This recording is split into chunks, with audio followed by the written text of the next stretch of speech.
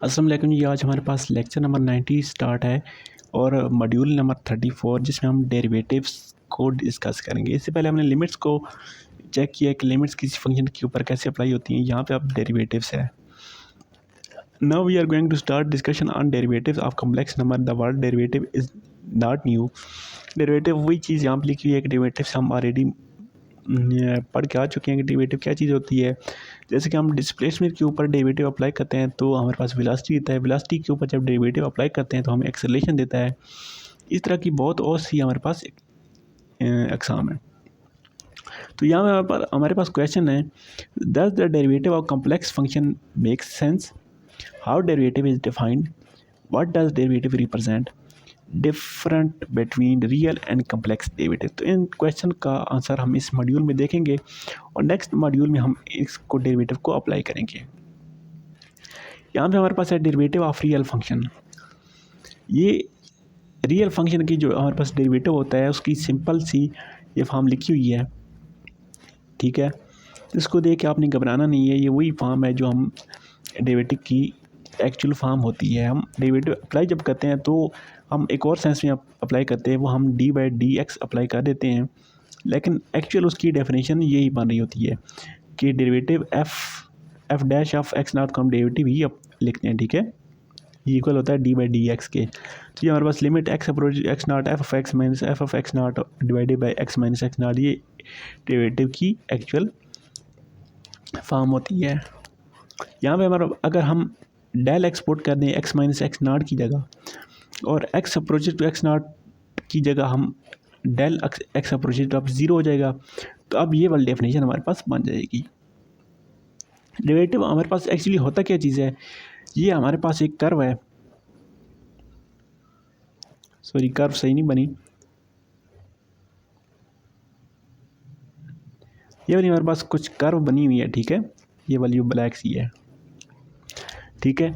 अब इसके ऊपर एक पॉइंट ये वाला ए पॉइंट है, ये वाला बी पॉइंट है और ए से बी तक इसकी स्लोप हमने चेक करनी है, तो इसको हम कहते हैं डेरिवेटिव, ठीक है। ए से बी के ऊपर जब इसकी डायरेक्ट स्लोप चेक करेंगे तो फंक्शन की वैल्यू इस पॉइंट पे माइनस इस पॉइंट पे और इन दोनों के दरमियान डिफरेंस हम जब इस पे डिवाइड करेंगे तो हमारे पास इसकी स्लोप आ जाएगी। लेकिन जिसको जितना हम क्लोज करते आएंगे इतने हमारे पास इसकी स्लोप ज़्यादा क्लियर आती जाएगी, तो इसलिए हम कहते हैं x approaches to x nought. तो ये जस्ट ये चीज़ थी आपको समझाने वाली, बाकी इसमें कुछ इंपॉर्टेंट चीज़ नहीं है। उसके बाद ये हमारे पास है लीबनिज़ नोटेशन।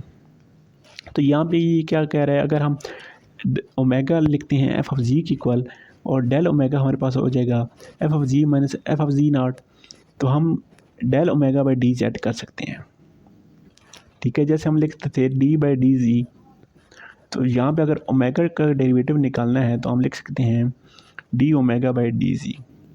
तो इसकी ये वाली डेफिनेशन यहाँ पे बनेगी। तो यहाँ पे एग्जांपल नंबर 1 में हमारे पास फंक्शन है f ऑफ z, हमारे पास है 2z स्क्वायर, ठीक है। सिंपल आपने जी स्क्वायर का डेरिवेटिव निकालना है, तो आप अगर d/dz अप्लाई करें जी स्क्वायर के ऊपर तो आपको पता ही है हमारे पास 2z हो जाता है। लेकिन इसकी हम बाय डेफिनेशन इसके ऊपर डेरिवेटिव अप्लाई करेंगे। f ऑफ z हमारे पास आ गया जी स्क्वायर की इक्वल, ठीक है। ये हमने डेफिनेशन लिखी है, ठीक है। डेफिनेशन में अब z की वैल्यू पुट की है, स्क्वायर ओपन किया है, ये जी स्क्वायर से कैंसिल हो गया, बाकी हमारे पास ये चीज़ बच गई है, ठीक है। ये चीज़ हमारे पास बच गई थी। यहाँ से हमने डेल जी कॉमन ले ली है, डेल जी से कैंसिल हो गया, तो हमारे पास बच गया 2z प्लस डेल जी। तो डेल जी तो हमारे पास अप्रोचेज टू 0 हो रहा है, तो 2z प्लस 0, तो ये हमारे पास आंसर आ गया 2z, यानी कि जी स्क्वायर का डेरिवेटिव हमारे पास आ गया है 2z। तो बाय डेफिनेशन किया है, ठीक है। तो ये क्या कह रहा है, how to improve that the function derivative does not exist. तो हम कैसे बता सकते हैं कि हमारे फंक्शन का डेरिवेटिव एग्जिस्ट नहीं करता। It is very tricky to prove that derivative of function does not exist. तो ये वाली फंक्शन की वही डेफिनेशन लिखी हुई है, this limit in the definition of derivative must be independent of manner. तो ये इंडिपेंडेंट होनी चाहिए डेल जी आपका जीरो के ऊपर। It means that del g approach zero along the path the limit has the same value. तो अगर आपकी लिमिट की सेम वैल्यू आती है तब आपका डेरिवेटिव एग्जिस्ट करता है, अदरवाइज एग्जिस्ट नहीं करता। नेक्स्ट एग्जांपल नंबर 2 है जी, show that the function f of z equal real part of z, ये आपके पास डिफरेंशिएबल है हर जगह एवरीवेयर। तो हमने जेड नॉट लिया है x not plus iota y not, तो हमने इसको एक्स एक्सिस के अलॉन्ग चेक करना है, z is equal x plus iota y. तो हमारे पास ये वाली लाइन बन रही है,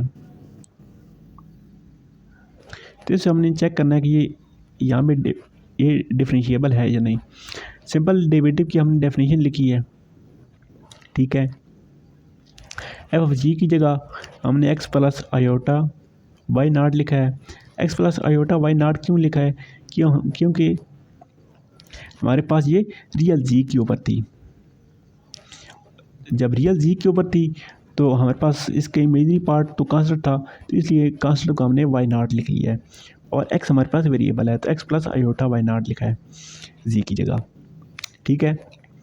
तो जब real part of x plus iota y होगा तो इसका रियल पार्ट जस्ट एक्स बनेगा, तो इसकी जगह जस्ट एक्स लिख लिया। तो real part of x not plus iota y nought की जगह एक्स नॉट आ जाएगा। नीचे भी सेम ऐसी, ठीक है, जस्ट रियल पार्ट्स आ जाएंगे। तो x not x minus x not x minus x not से कैंसिल हो गया, जस्ट वन बच गया, तो वन पे लिमिट अप्लाई करके इक्वल वन हो गया। तो हमें भी ये पता चला गया कि ये हमारे पास डिफरेंशिएबल है एवरीवेयर।